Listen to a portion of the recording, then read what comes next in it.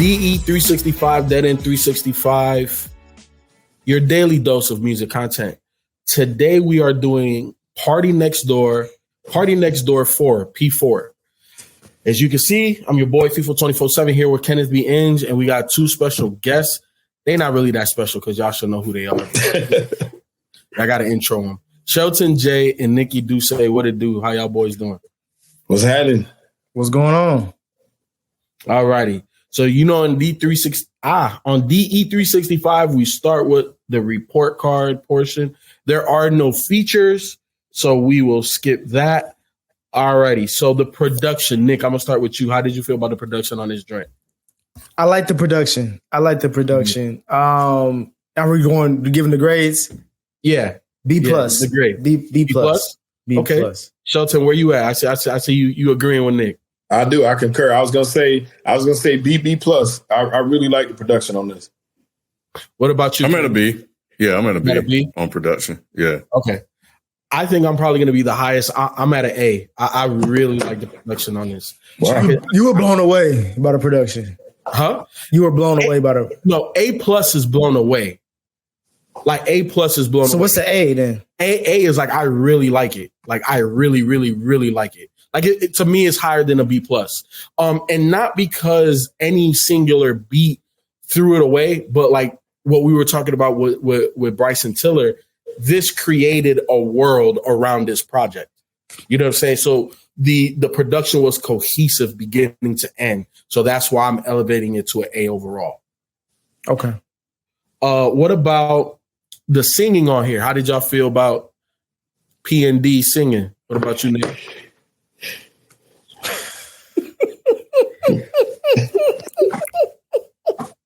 If you want to hear the uncut, unfiltered Nick, it's C plus.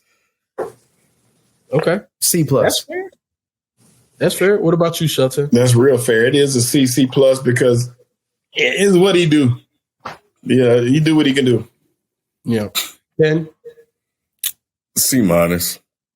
Damn, C minus. He's the future of R&B. That's why I'm saying it. Like he's the future of R&B. Like that's what it is. It's like but Future also does some type of R&B, so he doesn't do it at that level. But I'm saying that because, and again, we had a conversation about Bryson. Okay. No. I'm not saying he's the future of R&B. I'm just saying like the art. My bad. I'm going to say the artist's future. He is that version of R&B. And we need to have a conversation on P&D. I think it's long overdue. We will. Because, I can explain more when we had that conversation. Yeah. We got you. The singing for me is also C plus. Nick, I don't disagree with you. I think I need a software update on my hey, there's no reason why we're finally coming to this guy. That's all it is. He is the future of singing. Like, you know what you're gonna get is not spectacular. He'll perk your ear up every now and again, but for the most part, like he's not a special singer at all. All right. So what about overall, Nick? Well, I'll go first. Overall, this is a BB minus for me. What about you, Nick?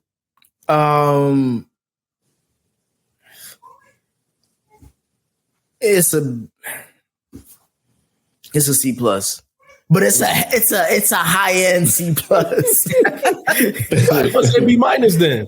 Because B sounds like I'm really graded with a curve. Yeah, It's a high because there's only about 3-4 records I can really go back to. Outside of that, you can leave everything else on the cutting room floor. What about you, Shelton? What's your overall? I give it a B minus. Hey, the future is the future of R&B though. that's unfortunate.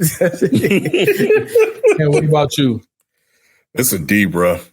Oh man, Ken. This is not garbage. a good album. Man, bro. Like struggle. Damn, struggle. It wasn't a struggle. Yeah, absolutely. You'd be tripping. Dang, Ken. Ken, you hard on the boys, man. I think I understand why Ken says it because like we don't have. This is why we need to have a conversation. We'll get into it when we have the conversation. I'm not going to have we in there. This is why we have issues with SZA when she says she's not R&B, when we lost Usher to pop music, when we lost Chris Brown to pop music for the most part. It's like, if we're claiming these artists are R&B acts, we hold them to a standard, right?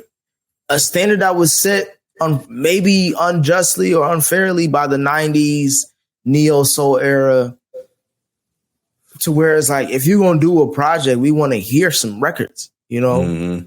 And we want to hear you falsetto. We want to hear you do all this other shit. Like, and we're just not like, there's a record on here that I like, but if I have my R&B ears on, this record is not that great. Like, gotcha. Her Old Friends, I love that record. This is my favorite record on the album. But there's a part in the middle of it where it's just like, bro, what is he trying to rap? Is he trying to, what the fuck is he doing? And then you're like, oh, okay, this is just P&D being P&D. Yeah. And I feel like he just makes ratchet R&B, where it's like, you know what I'm saying? Where it just, technically you could classify it as that, but it's really not that. So I don't know really how to judge it, but it just seems like if he wanted to, he could probably make a really solid R&B album. Not the greatest singing wise, but just really solid, like a Pharrell happy album. You know what I'm saying? Like, you know what I'm saying? And it sounded like he sampled Rome on Her Old Friends. There's a yep. I heard I can't remember what the sample is too. He sampled DMX on this album too, and I didn't like that either. Oh. Well. And to me, it's just like there's a part of, like, I would say tracks. Let me go through it because I specified it. I would say tracks 4 through 9 are the best. That's 5. That's an EP. Outside of that, you can keep it.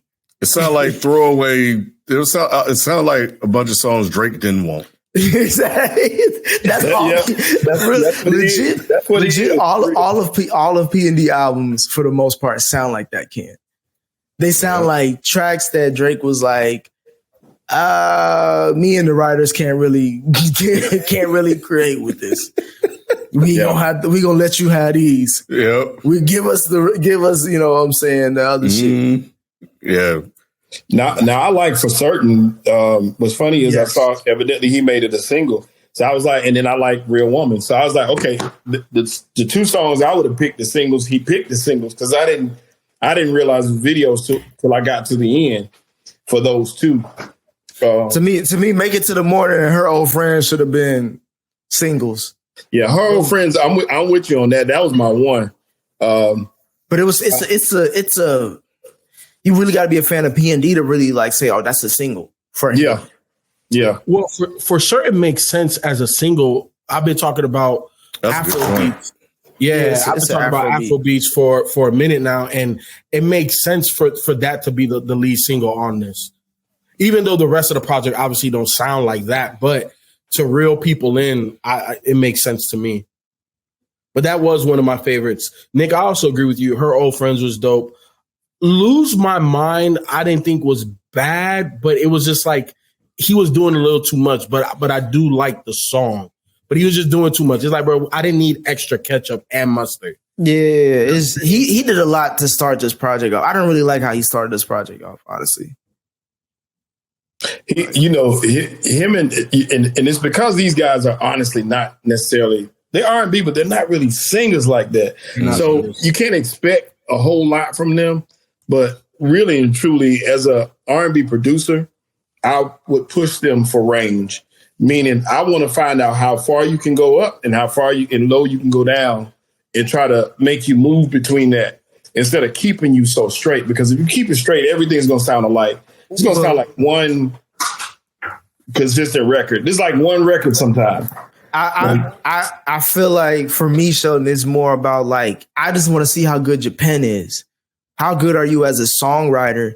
Because to me, it's like production should be, if you don't have good production, I'm probably not going to really revisit anything you do, especially in 2024, where production seems to be like, you at least should have that. Songwriting is like, okay, that's my next thing. Can you sing or not is like, at this point in 2024, I don't think that's a requirement now.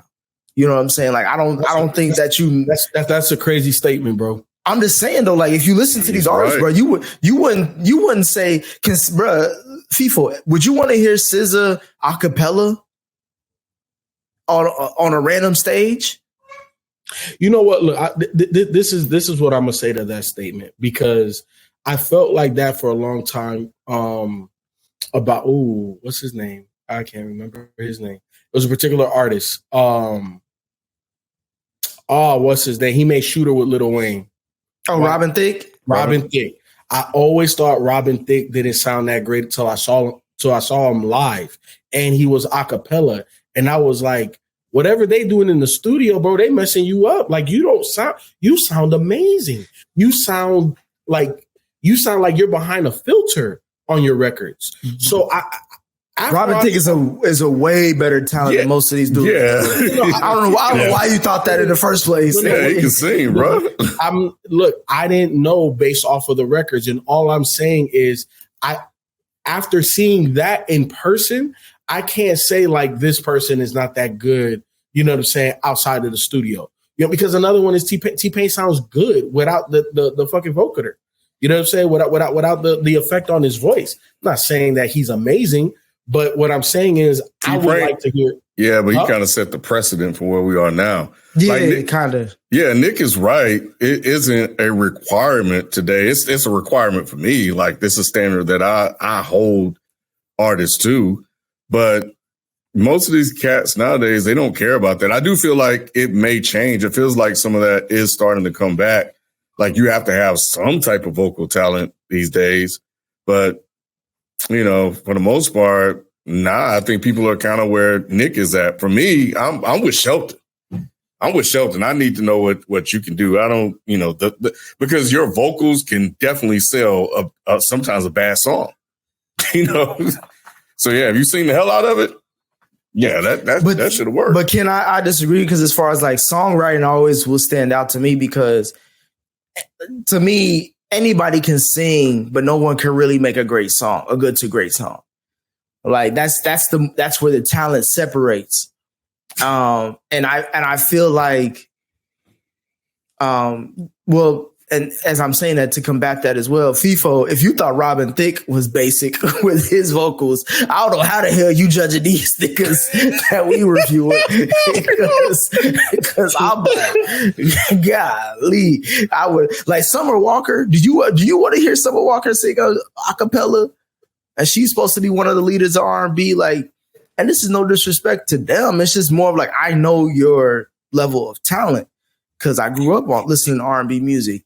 But yeah, with P&D, it's just like when you go into a record, you're just like, can I hear good happy hour pregame music? You know what I'm saying? Like, this is pregame R&B.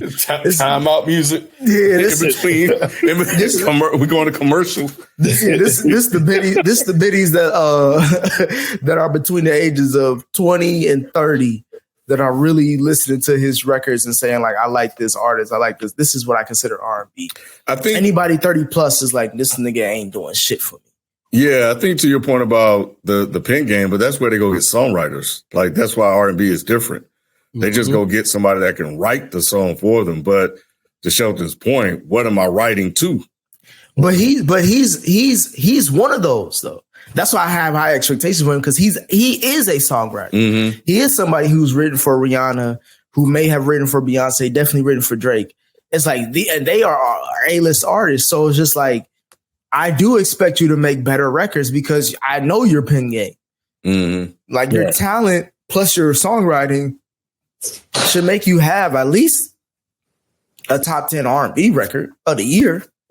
Like you shouldn't, like if you drop an album, it should be in the top 10, top 8, top 5 damn near of the R&B or alternative art, however you want to classify it, of that year. Yeah, but P&D was a fluke anyway.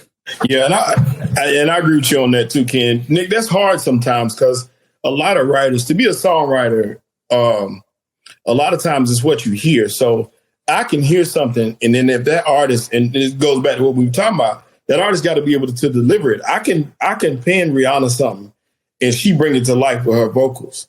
But if I ain't got them type vocals, I can write something for myself all day, but it's still not gonna come to life because I can't move with it. So you really gotta go. But he's already proven that he can make records that people will listen to. What? How many? Not that many. When I say proven, I mean like he had the Drake stimulus package where people were going to his music. Like people look at him like he has an audience. This is what I'm basically trying to say. I'm not trying to say that he has a big audience or a super large audience, but he does have an audience that people listen to and listen. He's on his fourth iteration of an album series, and I'm shocked that he's still around. That they even let him go to 4. Who else is coming out on OVO sound, kid? I don't know, bro. This is amazing. Like I just know the one song, bro. Like Partynextdoor. Kid, you know what this made me feel super scared for and bad for? You already know who the artist I'm about to say. Or you should know. Y'all just reviewed her. Oh. So Naomi Sharon, I'm scared for her life. But she's good though. Yeah, she's too good. That's why I'm saying he gonna put her on the shelf. he gonna put her on the shelf. He gonna squeeze the records out of her. Nah, Drake is losing too much money. He need other people to make him money. He gonna ride Naomi Sharon. No pun intended. Oh, he tried to ride her. She way too old for him, people. He tried to ride her for real, people. You know, I ain't trying to be into no TMZ type stuff, Ken. But you know, her and her fiance broke up after Drake invited them to when he wanted to sign her. Oh, she broke up with him. Yeah, she broke up with him. She said, "Nigga, I'm in different light skin circles now." Oh man! All right. So look, to conclude it, would you guys recommend this project to anybody? Only to P&D fans. Bro, that's your out. Every time you hear something. Am I wrong though? Should I say I should recommend this to everybody? Is that what you're trying to tell me? No, absolutely not. Because I'm not recommending this to anybody. Partynextdoor, you need to party his ass over in fucking Ukraine or somewhere, bro. Nobody's trying to hear this shit, bro. What the hell is he doing? Stop at number 4. You recommending this? You calling the authorities on the Partynextdoor? Just because you're a grumpy old man, that's all. So you recommending this project? No. I don't think this is one I recommend. I like it, but once again, if I'm recommending something, it's got to be something that really moves me. And once again, even though I like Party and Bryson Tiller, but and those type, even though this, but I can't recommend it. No, I feel you. I wouldn't recommend it, but I would play some of these songs when people are over and just kind of gauge how people feel about it. But I'm leaving. Yeah, I'm gonna say he playing that early. You play these records early as hell, people. When you and your son just dancing around. Man, for certain, man, you play that around people gonna fuck with that song, bro. There's joints out here. Stop being disrespectful. Stop being disrespectful. But y'all already know what it is. Hit us up in the comment section. It's the conversation after the conversation. And you know what it is. Another day, another review. We'll be back tomorrow. Now, this next artist, we covered him on Dead End Hip Hop, but lightly. We didn't go into as much depth as we will go. So stay tuned for tomorrow. We out. Peace. Peace.